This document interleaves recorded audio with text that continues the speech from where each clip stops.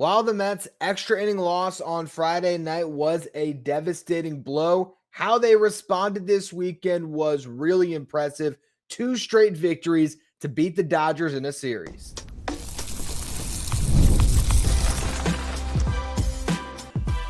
You are Locked On Mets, your daily New York Mets podcast. Part of the Locked On Podcast Network, your team every day. Hello to all you amazing Mets fans. You're watching Locked On Mets, part of the Locked On Podcast Network, your team every day. I'm your host, Ryan Finkelstein. I've been covering the New York Mets on this show since the 2019 season. This is the only podcast that covers the Mets 7 days a week throughout the regular season. If you want to find any of my written work, you can do so over at justbaseball.com, where I work as the managing editor. Now, Friday night was the first time this year that I lost my patient approach with the New York Mets amidst struggles. If you go back and listen to the shows I did when they lost those games in the Subway Series or in Fenway or any other time throughout the season, I've never showed any panic or worry about this team because they've just been so good all year. But that loss, partially due to the circumstances of the rain delay and the extra innings and having all those opportunities where they stranded the ghost runner and all they had to do was get a ghost runner across to win that game on Friday night, where I lost it for a little bit. And I had a show where I got a little frustrated. And it was actually, I think, based on the numbers on YouTube, probably the most watched show all season. So maybe I'm supposed to lean into the skit a little bit more when it happens. But what we saw next over the past 48 hours, the last 2 games, is how resilient this team is. And it was a truly impressive victory to go against the Dodgers in these final 2 games and give up just 3 runs. Because at the end of the day, while we all can look at this Mets lineup and look at the hitters and think about the potential that this lineup has to be a real offensive force, and still throughout this season, it's largely been a top 10 offense when you look at runs scored and OPS. Make no mistake about it, this is a team that has been led by their pitching and maybe even better described as led by their run prevention, because David Peterson really did it all on Saturday, and Edwin Diaz looked awesome to complete that save. But the game we watched tonight, Sunday Night Baseball, it was Kodai Senga, it was the Mets bullpen, and it was some really key plays by the Mets defensively. And the perfect example of that is in the first inning. Kodai Senga was unraveling a little bit in that first, and Tyrone Taylor made a game-saving play, if you can call it that, in the first inning. It was just such a big momentum shifter. Basically, for those of you who didn't watch the game, Shohei Ohtani leads things off with a solo homer. Mark Vientos on the other end of that spectrum made a brutal defensive play on a slow roller. He didn't even get a glove on it. So that error put a runner on for Freddie Freeman, who doubled. All of a sudden, you got runners at second and third when Will Smith comes up to the plate. And Will Smith hits a somewhat shallow fly ball that Tyrone Taylor has to really make a long run to get to. That ball was in and to Taylor's left. So his momentum was not really going towards home plate, but he was able to do a great job first getting under the ball and then just uncorking a perfect throw home. Mookie Betts was the runner at third base who tried to score on the sac fly attempt. And the only way he gets thrown out with his speed is a perfect throw. And that's exactly what Tyrone Taylor uncorked. I mean, it was just picture perfect, right on the money. Luis Trentz puts the tag on, and the Mets get a huge out at the plate. After the game, Tyrone Taylor was asked about it, and you could just tell he didn't have any sort of answer on how he did it. It's just instincts and athleticism. And it was a huge play because then Senga was able to strike out Teoscar Hernandez to strand Freddie Freeman. What easily could have been a crooked number in the first inning was just 1 run. The Mets then grab a lead in the bottom of the first inning and never looked back. So that one play really was a huge momentum shift for the Mets. Another one came down to hustle. Juan Soto is up with 2 outs. Lindor and Mark Vientos each struck out in the bottom of the first inning. Soto hits a hard ground ball at Max Muncy. Muncy plays it off his chest. It didn't get that far away from him. makes a throw to first base, a good throw on one hop, didn't get a ton on it, but still, if Juan Soto was running at even 95% speed down the line, he's out. He beat the throw by half a step or it was a tie. But Soto was booking it out of the box, running as hard as he possibly could, and he beats it out. I know there's going to be a lot of people about, okay, finally Soto runs. I have not seen Juan Soto with a real lack of hustle that hurts the Mets. I understand there was that ball against the Yankees, but sort of a check swing ground ball. Ball hits off the top of the monster. I already talked about it, where if Soto doesn't pimp the homer, there's videos circulating on social media. Why isn't he celebrating his home runs? But when it hits off the top of the monster and he's standing on first base, it's, well, why didn't he hustle? But then the very next pitch, he's still second base. When I watch Juan Soto, I'm not looking at Robinson Cano, okay? Where Robinson Cano did dog it a bunch. For Soto, yes, sometimes he doesn't bust it down the line, but he doesn't bust it down the line typically when it doesn't need to bust it down the line. I thought that was an incredible play by Soto to know that that was an opportunity, and he was able to beat it out, and that sets up Pete Alonso, who gets a hanging curveball first pitch he sees, puts it in the seats, and the Mets have that 2-1 lead, and that's a game-winning homer. They didn't need anything else. They did get an insurance run, or not insurance run, but a tack-on run in the third inning, I believe it was. Yes, you had Lindor and Mark Vientos each get base hits. For Vientos, a ground ball at the middle. Mookie Betts tries to make a backhanded flipper. I don't even know. It was just a weird flip. I don't know if it was backhand or not, but he kind of lollipopped it to second, and it goes over the second baseman's head. Lindor heads up base running, takes third base on the play, and then scores on a Juan Soto ground out. So that's how the Mets scored. But really, again, this game came down to run prevention. And Kodai Senga did not have his best stuff. You can see it pretty early on. Does Senga have the ghost fork or does he not? When he has it and he's got that pitch on a string, it's going to be a tough night for the opposing lineup because that pitch is the great equalizer, particularly against left-handed batters. When he doesn't have it, it's going to be a little bit more of a struggle to get through the game. But what is the mark of a great pitcher is when you don't have your best stuff, can you still navigate a start and put your team in a position to win? And Kodai Senga absolutely did that. He really didn't have any problem with the bottom of the Dodgers lineup, retired the side in order in the second. In the third inning, as the lineup turned over, he struck out Tommy Edman and then struck out Shohei Ohtani before getting Mookie Betts to fly out. Fourth inning, he did get into a little bit of trouble. First and foremost, though, after giving up a leadoff single, he got a double play ball. And so he's sitting there, 2 outs, nobody on, but he gives up a double to Teoscar Hernandez, and then he steals third base when Luis Torrens tries to back pick him, heads up base running by Teoscar, knowing that he had no chance at getting back to second, and he just broke immediately on the throw, gets to third base. Without that ghost fork, Kodai Senga has to pick and choose who he wants to attack in that spot with a runner on third base. Max Muncy, a left-handed batter, without a real out pitch for him, not the best matchup, so he pitches around Muncy and is able to get Andy Pages to fly out to end that inning. Fifth inning, issues a leadoff walk to Michael Conforto, get another lefty, gets a pop out, then is able to get Shohei Ohtani to fly out. Mookie Betts gets a base hit, so you got 2 runners on. At that point, third base is still empty, but who's coming up? Freddie Freeman. And Senga wisely wanted no part of Freddie Freeman, so he walks him, and then he gets Will Smith to ground out to strand all those runners. I was holding my breath when that ground ball came to Mark Vientos, but he made the play, and that was a big one for the Mets to get out of that jam. I also got to say, is Freddie Freeman the best hitter in baseball? I know that's crazy. That's a wild take. There's Aaron Judge. So maybe not. Maybe it's not fair to say that, but is he the best left-handed hitter in baseball or the best hitter in the Dodgers lineup? Because I know Shohei Ohtani is awesome and his numbers would clearly suggest that he is by far the best hitter on the Dodgers because his home run numbers are insane. But nobody makes me more nervous, I feel like, than Freddie Freeman. That guy is just ridiculously good. But regardless, Senga gets through 5, having given up just the 1 run. He strikes out Teoscar Hernandez to start at the 6th inning, walks Max Muncy. Then the Mets go to the bullpen. Ryan Stanek comes on.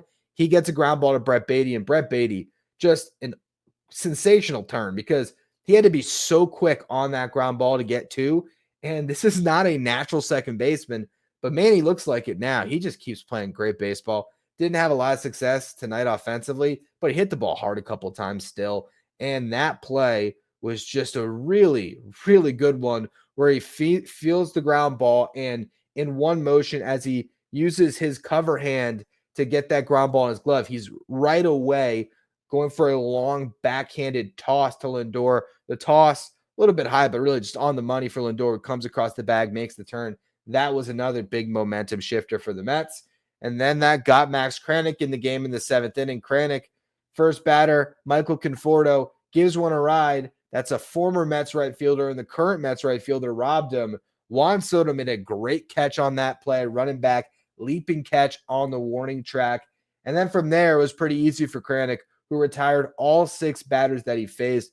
Big performance by him. I was talking about him over the weekend as a guy that could have been on the hot seat just because he has the optionality after the Mets marathon game. I thought, man, maybe the Mets are going to decide to option Kranick just so they can keep their 2 lefties who are throwing the ball well, Jose Castillo and then Genesis Cabrera. Instead, they do end up DFAing Cabrera for Brandon Waddell. Looks like they didn't need to, but we'll talk about that more in the final segment today.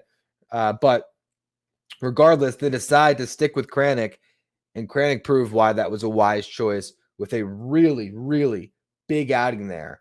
He's just been a rubber arm for that bullpen, and that was as good as he's looked in a little bit, going up against a good team, and he bridged the gap to Reed Garrett with Edwin Diaz unavailable, and Garrett, while he did give up a single, got a couple strikeouts, including one against Michael Conforto to end the game, and he picked up his first save of the season. So really impressive victory by the New York Mets.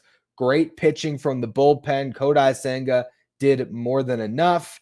And obviously the one swing by Pete Alonso proved to be the real difference, as the Mets lineup didn't have the best game, but it just did not matter. Huge series victory. What I want to talk about in the next segment is how you have to take in the ebbs and flows of a season, and why up to this point, the Mets have proven, even through a couple of down stretches, that they're always one big win away from flipping that switch back on, turning a corner, and taking off. And I think they're about to take off even more so with this upcoming week. We'll get into all of that in just a minute. Today's episode is brought to you by FanDuel. The NBA playoffs are in full swing, and every night delivers highlight-worthy performances, major momentum shifts, and can't-miss moments. Whether it's a game-winning shot or a breakout player, there's never been a better time to get in on the action. FanDuel makes it easy to stay in the game before tip-off and live. With player props, performance trends, and same-game parlays, fans have more ways than ever to play smart and win big. As you might realize now from watching the NBA, these games can turn on a dime, and while the Knicks were down by 20 points at one point in the game tonight, they were able to battle back. If you had looked at the odds when they were down by 20 points early in the game, that would have been the time to jump on them, take a little flyer, and you might have won big tonight. And if you're new to FanDuel, it's the perfect time to sign up. Head to FanDuel.com and place your first $5 bet, and if it wins, you're going to get $200 in bonus bets. Make every moment more with FanDuel, the official sports betting partner of the NBA. If you're watching on YouTube, do me a favor and hit that subscribe button. Help us get to our next goal of 14,000 subscribers. Now, every season is going to have ebbs and flows. That is just the reality of the marathon that is a 162-game season. You're never going to have a team that just wire to wire is awesome. There's going to be bad stretches. The good teams, though, ride the wave of good as long as possible. And then when things start to go bad, they're able to snap out of it and they're able to get back on track. And if you look at the Mets season this year, that is what they have done time and time again. They start off with a rough note, losing their first series against the Astros. And if I'm not mistaken, they might have lost the first game of that series against the Marlins, but they battled back and they were able to win that series against the Marlins. They won 4 series in a row. They lost the series on the road to the Twins, come home, have a perfect 7-0 homestand, sweeping the Cardinals in a 4-game set, and then that awesome series sweep over the Phillies. During all of this time, the Mets pitching was unbelievable, but then there was going to be a little bit of regression to the mean because the bullpen was kind of pitching out of their mind through that point in the season, and they had some hiccups. They blew a couple games in DC, particularly Ryan Stanek, a series that they could have swept or at least won on a 4-game set. They only took 2 games. They then come home to face the Diamondbacks, blow some more games with their bullpen, and they end up losing that series. So that right there was a rough stretch. They win their first game against the Cardinals in their next series on the road, get rained out, play a doubleheader, and get swept in that doubleheader. Some tough games that they could have won, but they didn't. That was a 4-6 stretch. But what do? They then have to go to Arizona for a series on the road. They got some revenge. They even up the season series, which was an important one for sure, because we saw last year a tiebreaker literally allowed the Mets to make the playoffs over the Diamondbacks. And having lost that first series at home, the D-backs were in position to win the season series. The Mets were able to beat them, which was big. Come home, huge marquee matchup, Mets versus Cubs, win that series. Then they take the first 2 games of this series against the Pirates. That brought the Mets to a season-best record of 13 games over 500. But they did not complete the sweep. The Pirates got the last game of that series. Then they got to go battle the Yankees in the Bronx. They lose 2 of 3. They then lose the first 2 games against the Red Sox.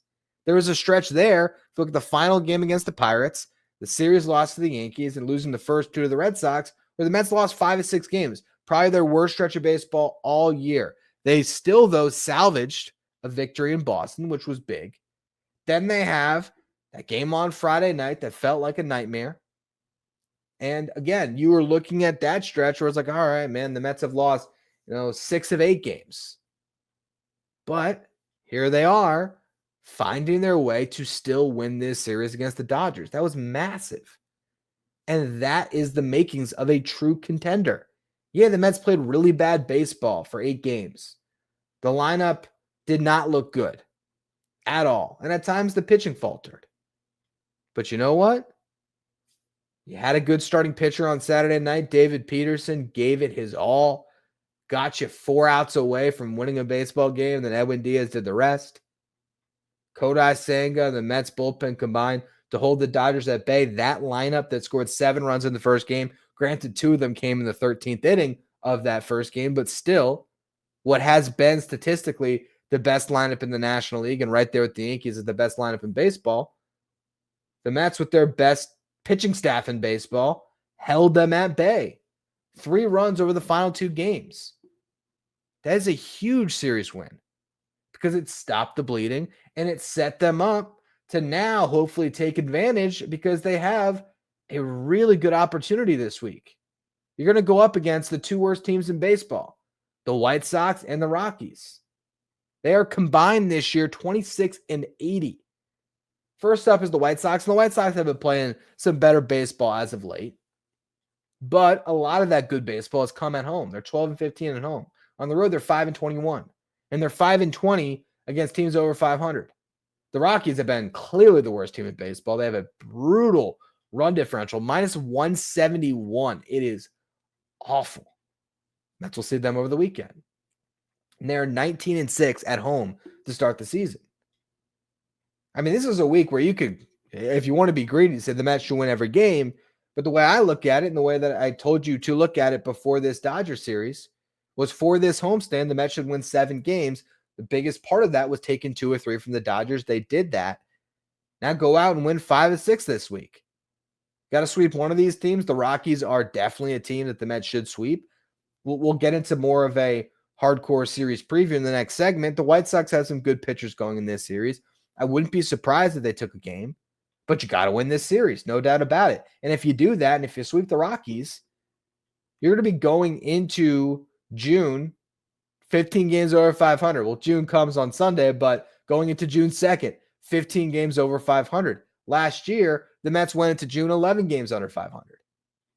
And it's funny because when they're losing, when they've lost 5 out of 6 games, the fan base can't help. And I was right there with you after the Dodgers game. I wasn't really after the series in New York, the series against the Yankees, the Subway Series, or the one in Fenway. I really wasn't panicking yet, but that one loss got to me. And it's just funny how we react as fans, where when your team has a bad stretch, it's hard not to get so down in the dumps and start to lose hope. But what the Mets have shown up to this point this season is this is not a team to doubt. This is not a team to lose faith in. Because, yes, there's going to be stretches where they don't play good baseball. Their worst stretch of the season probably still hasn't happened yet. They might have a worse stretch at some point coming up. Who knows? But so far this year, the few times where they've had a little bit of a downturn, they immediately correct course and win a bunch of series in a row.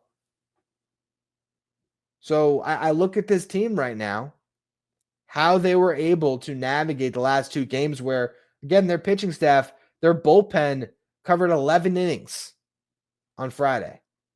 That puts you in an impossible situation, and that can derail you for a week. But they had the stoppers they needed, particularly David Peterson, but as well as Kodai Senga, and credit to Max Kranick again for 6 big outs tonight, to navigate these waters. So now their pitching is not in as dire straits. And then offensively, I think Pete Alonso and Juan Soto are showing the signs of turning the corner. Lindor, maybe not quite yet, but I'm sure he'll come around very soon. And they also have at the bottom of this lineup this new 8-9 hitter combo of Tyrone Taylor and Brett Beatty, who are both in there to provide you much better defense than their alternatives, but they're both hitting. I mean, Beatty's been the best hitter in this lineup for a couple weeks. And again, even though he didn't have a great game offensively when it came to results on Sunday, still hit a couple of hard line drives. So I look at where this lineup is at and what they're going to see this upcoming week when it comes to the pitching staffs that they're about to face. And there's no reason this lineup can't hit their stride. And even more, importantly, the pitching should really be able to continue what they've done all year against these two teams. And the Mets could be sitting pretty after this homestand and riding some momentum when they hit the road to face the Dodgers again. So it was a really big series this weekend. You can't say that enough because it very easily could have gone the other way, where the Dodgers could have taken 2 or taken all 3. But the Mets were able to show that fight, show that grit, and just play clean baseball. The pitchers were outstanding, but it also is the defense behind them, making big plays, getting the clutch hits when they need to. I really think this is a team that has all the makings of a division winner, and taking advantage of the opportunities in front of you, like the one the Mets have this week, are a huge factor in if you're just a playoff team or if you are a team that can win the National League East. So I want to talk about this upcoming series in just a minute.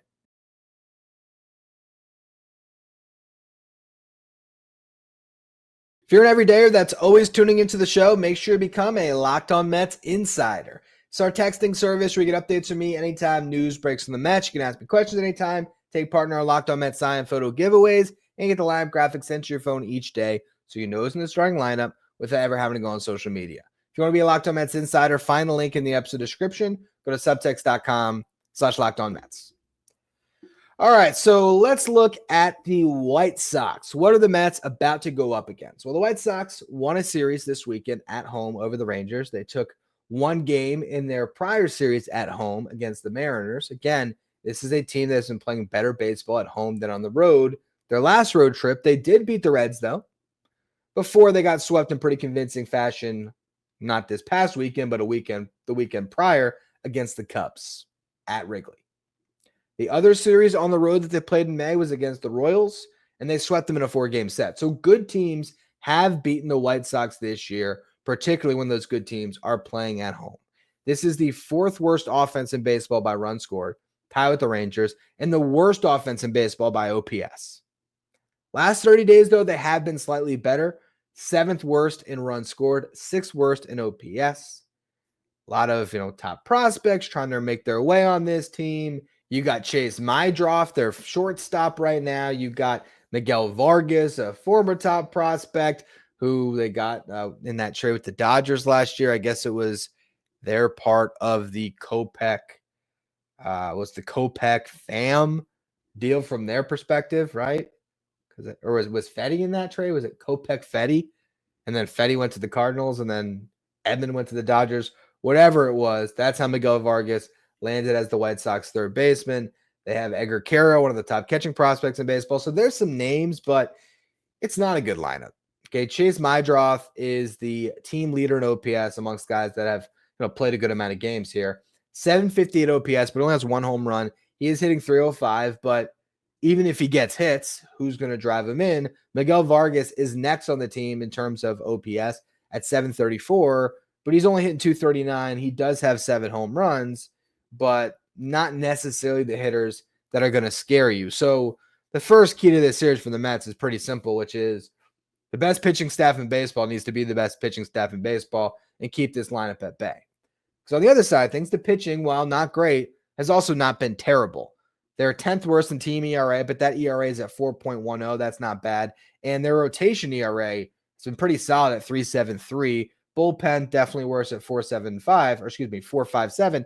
But compare them to the Rockies, who have the worst ERA in baseball at 5.73. I think their starter ERA was over 6, or maybe that was the bullpen ERA.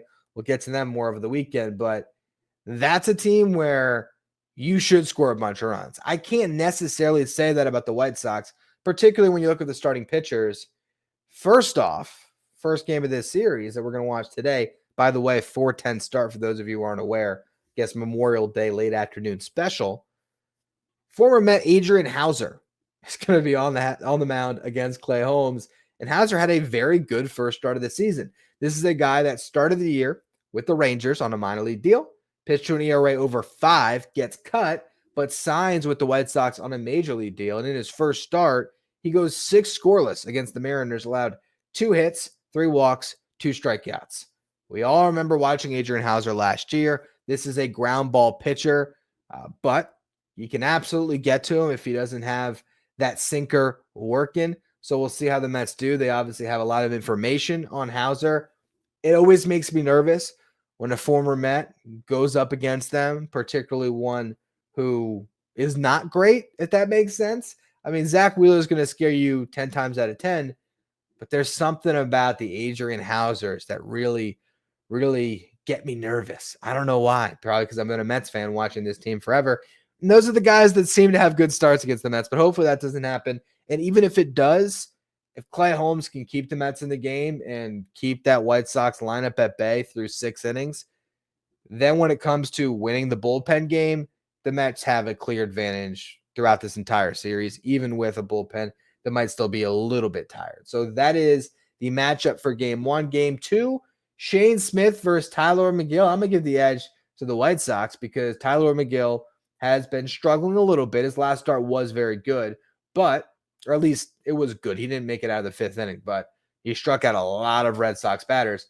Shane Smith, though, was the number 1 pick in the Rule 5 draft this past year, and he has been lights out for the White Sox. He's made 10 starts, has a 2.36 ERA and a 1.11 whip.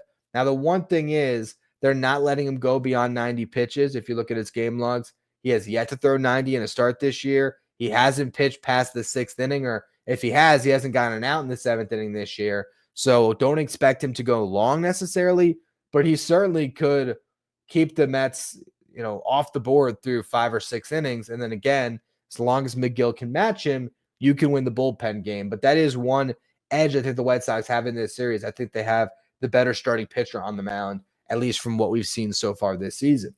Game 3 will be Sean Burke versus Griffin Canning. Burke is in his first full season, has a 4.33 ERA, but a whip over 1.4.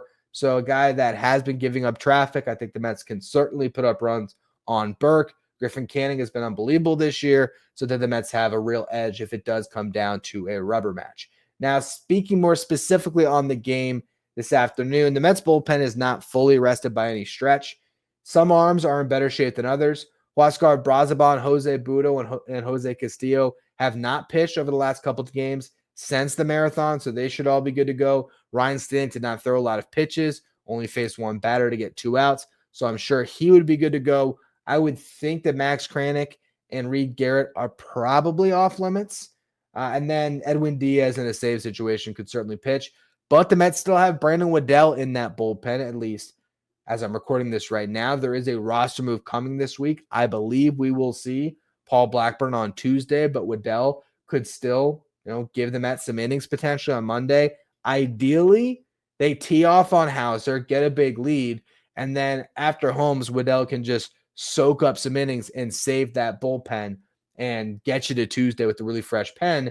And then again, Blackburn likely returns. I spoke about this at length on yesterday's show. So for those of you who did not catch my Sunday show, check out the third segment where I really dove into how the Mets could utilize Paul Blackburn. What are their options? But to give you the shortened version of that, I think this week the most likely situation is Blackburn does get added into this bullpen on Tuesday, or you never know. They could just go to him on Monday. I mean, he'd be on 3 days rest. So theoretically, they could just go to him now. Carlos Mendoza had said that they wanted to get Blackburn completely stretched out before they brought him up, and they've done that. His last rehab start, I think he was at 87 pitches. But he also said that ideally the role was going to be for Blackburn to be the long man in the Mets bullpen. That's what they were planning near the end of spring training before he got hurt. So now he likely fills into that role for the time being. And basically, he can pitch out of the bullpen from Tuesday until Saturday. On Sunday, he'd have to stop pitching so he could be on full rest on June 5th. And that would be his first start of the season. Meanwhile, you would have Clay Holmes follow up Kodai Senga on Sunday. Then it'd be Tyler McGill. You could go with Griffin Canning and David Peterson after that. And then it would be Blackburn to close out that series versus the Dodgers. So that's where the Mets are at, with Blackburn likely entering the fold again. And this week is a great opportunity for him to get his feet wet and for the Mets, hopefully, to win a lot of games and ride into their next road trip with some momentum. And hopefully they start playing better on the road. Where they keep playing this good at home, this team will continue to stay near the top of the standings. Anyway, that is going to be all for today's edition of Locked On Mets. For those of you who have been missing the postcast, I know that Chris has been busy with family this week, and I have as well.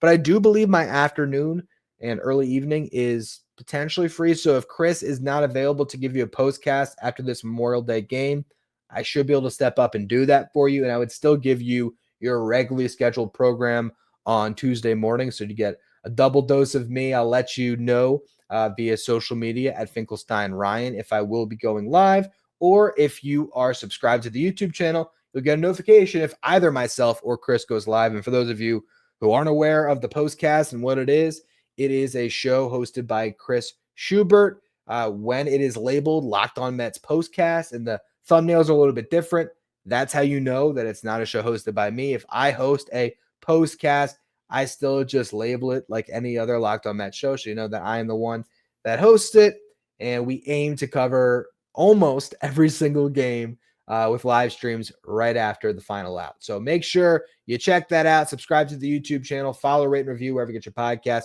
Follow me on social media, again, at Finkelstein Ryan. Follow the show at Locked On Mets. Thank you for making Locked On Mets your first listen or your first watch every day. Now for your second watch, check out Locked On MLB Game Night, which will take you around the MLB action with insight from all of our local experts. Locked On MLB Game Night is on the Locked On MLB YouTube channel as well as the Locked On MLB podcast feed.